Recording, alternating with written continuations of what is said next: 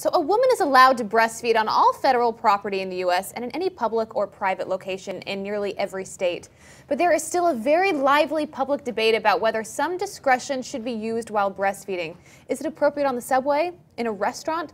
The list goes on. And some women are simply kicked out for breastfeeding, whether it be in the on a military base. You can see here a lot of news stories that come out on an airplane, a public library, for example, a museum, and even a church. So what's the right answer when it comes to breastfeeding? I get a little bothered when I see a woman breastfeeding in a restaurant. That doesn't mean I don't support breastfeeding. I know it's essential.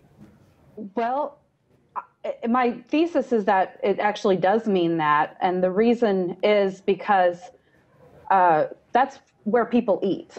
Mothers are going to be out in public. They are going to live their lives, and they cannot be expected to hide every time their child has to eat. Babies eat rather frequently.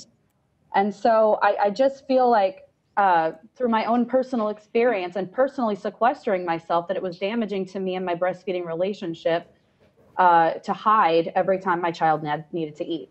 This conversation is showing the flaws of this discussion. Women accentuate their breasts all the time to be sexually appealing. So yes, breasts can be sexual. It's a bit disingenuous to say all of a sudden that they are not. I mean, I don't think it is disingenuous, because I would never argue that breasts aren't sexual. I believe that they are.